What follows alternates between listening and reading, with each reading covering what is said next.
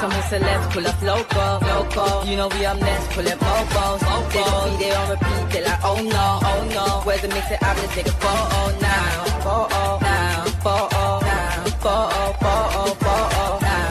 For now, I'm loco. For now, preserve the beat, I'm more loud. I said I'm more loud. I'm more loud. Yes, my peoples, big up yourself, man. Big up the whole Metric community. You know, we're always here for you lot. Every night I'm here with a 6-minute update of all the Manchester United news. No one ain't doing it like that. We streaming a day, 6-minute update of everything you need in one place. If you miss it in the night, you can watch it first thing in the morning. So we'll get straight into it. New gem we're looking at, and his name is Kenneth Urchhorn. I hope I got that right. Man United are monitoring Hertha Berlin 16-year-old midfielder Kenneth Urchhorn, who's been compared to Toni Kroos. They call him the new Toni Kroos. He's only 16 years old. He's German as well. He will have a 10 million release clause in the summer. Bayern Munich are leading the race with City, Liverpool, Arsenal, Madrid, Barcelona, and PSG also interested. So there's a lot of people involved in this. Remember, Bayern are leading the race, probably because he's German. He might have supported them. You know how this thing goes. So we'll see. But that's from Chris Wheeler and Nathan Salt. Very reliable for United news. Then we got Casemiro.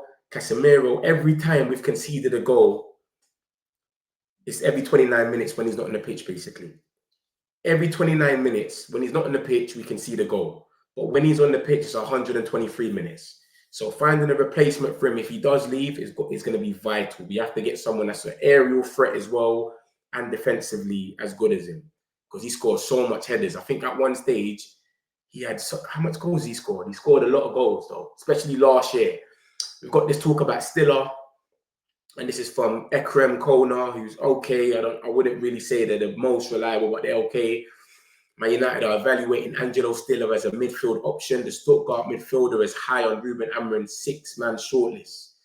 Clubs from Premier League and La Liga are also keeping close tabs on his situation. Amorim also tracking Belieber and Wharton. So this is something that we already know. The 6-man shortlist came out ages ago from Ben Jacobs, and Angelo Stiller was on that list. Belieber, Anderson, Belieber, Wharton. Who else was on that list? I can't remember, but there was a few other. Stiller was on that list. So it is what it is. I think Gallagher was on there as well. We've got this about João Gomez, and it's basically saying the same sort of names that we've been hearing about midfield. But we've got João Gomez, who's the new one. Elliot Anderson and Adam Wharton of Crystal Palace will be in great demand at the end of the season.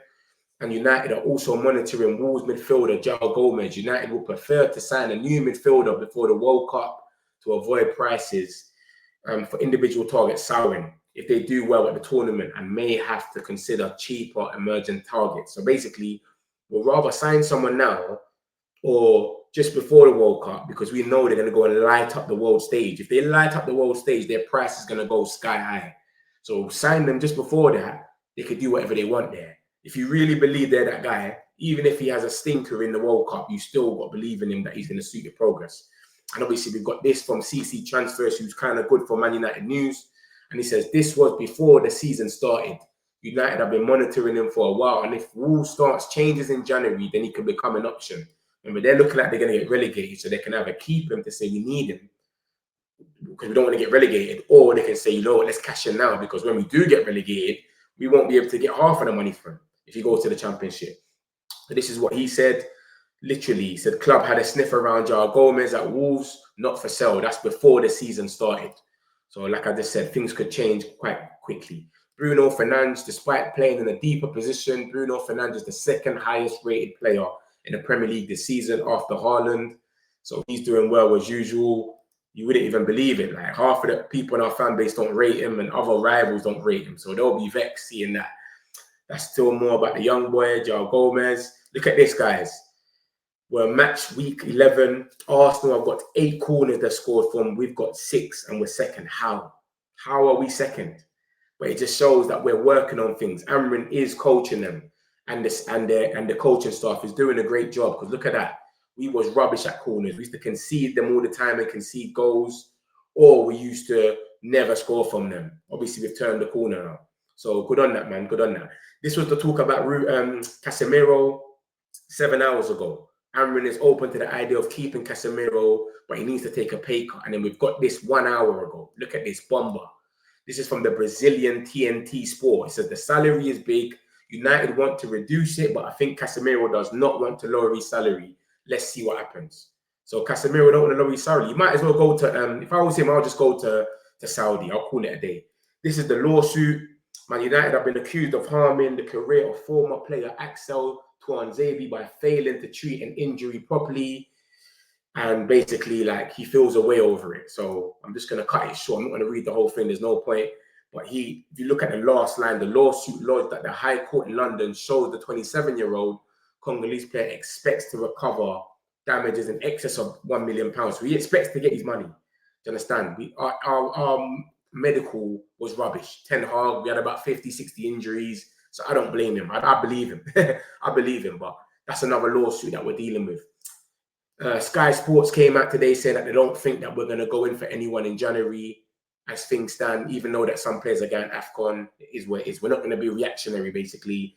And this is basically, there was some talks about Sir Jim cutting the disability stands and all of that, and the 40k donations that they usually get. He never cut it, and now they're more closer than ever. Yeah, everything's improved. So that's good to see, man. That's the 6-minute mark, my peoples. I told you that every day we're here, straight to the point. I see you lot all in a bit. Make sure you lot smash the likes on your way out. Make sure you're here tomorrow. Love. Got some celebs, pull up local. You know we up next, pull up mofos. They don't be there on repeat, they're like, oh no. Where's the mix it up, let's take a photo now.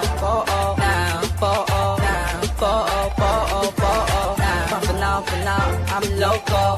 For now, preserve the beat, I'm more loud. I said,